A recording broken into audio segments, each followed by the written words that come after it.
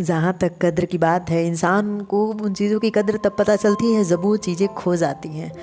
जब तक वो आपके साथ है तब तक तो वो मजाक लगता है, तब तक यही लगता है कि ये कभी साथ छोड़ के नहीं जाएगा, यार इसकी क्या ज़रूरत है हमारी ज़िंदगी में। लेकिन उन चीज़ों की कीमत तब पता चलती है जब वो कहीं गुम हो जाते हैं, कहीं खो जाते हैं, और हर पल उसे ढूंढने में अपना समय बर्बाद होता है। अपने जीवन के एक दुखद क्षण को जीना पड़ता है क्योंकि उस इंसान का साथ नहीं है। जब वो साथ होता है तो हमारा ध्यान कहीं और होता है, किसी और इंसान पे।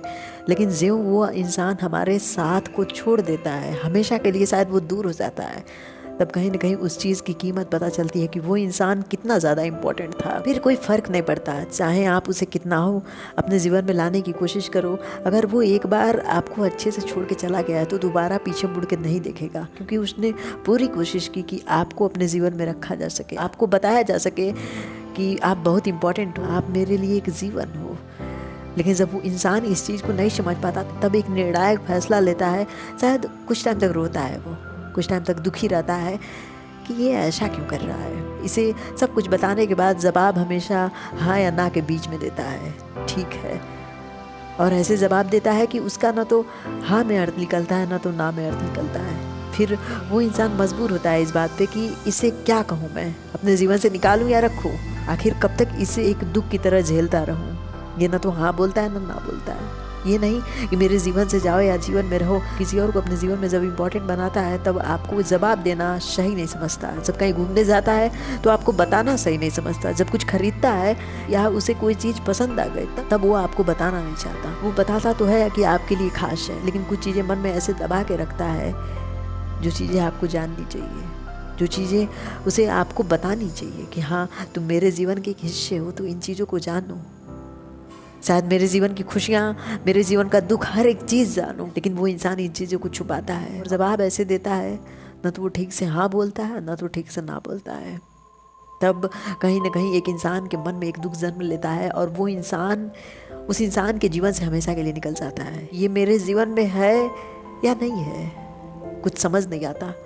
2 पल की खुशी के लिए आप उसके पीछे भागते हो, दौड़ते हो कि 2 पल को ऐसे इंजॉय करें हम कि उसके जीवन के बारे में मैं जानूँ, वो मेरे जीवन के बारे में जाने, मेरी तकलीफ़ें वो जाने, मैं उसकी तकलीफ़ें जानूँ। लेकिन वो इंसान ऐसा नहीं है। लेकिन जब अपने जीवन से एक इंसान किसी के प्रति सम्मान को हटाता है, किसी के प्रति जो कद्र है उसे निकालता है, तो बहुत दुखद वो क्षण होता है। क्योंकि जिस ईश्वर को आप सबसे ज़्यादा महत्वपूर्ण मानते हो, सबसे ज़्यादा सम्मान देते हो, उस ईश्वर को अपने जीवन से निकालना बहुत बुरा होता है। उस इंसान से पूछो, वो जैसे एक शरीर का अंग अपने से अलग कर रहा है, क्योंकि वो ईश्वर उसके लिए बहुत इम्पोर्टेंट है। सेम सिचुएशन उस इंसान के लिए होता है अपना प्यार, अपना साथ, जिसे वो अलग करना चाहता है, लेकिन उस अलगाव से डरता है, लेकिन चाहता है कि इसे अलग कर दो, शायद इससे दूर होने के बाद स्वतंत्रता के साथ अपना जीवन जी सके।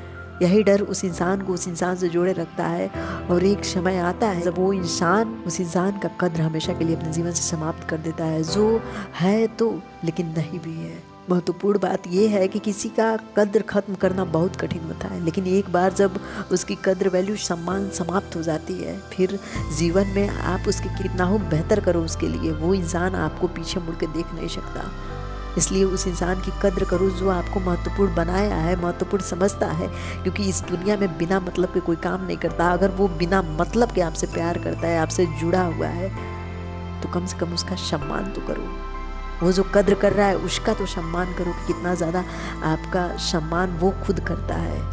ऐसे इंसान बहुत अच्छे कर्मों के परिणाम में मिलते हैं। वो आपके अच्छे कर्म हैं कि वो इंसान आपके पीछे पीछे दौड़ रहा है, आपकी केयर कर रहा है। आप इसे समझना सीखो। अगर आज वो छूट गया फिर वो दोबारा नहीं मिलेगा, फिर कहीं उसके जैसा नहीं मिलेगा। इसलिए उसे समझो, उसे देखो, वो बहुत बेहतर है तुम्हारे लिए।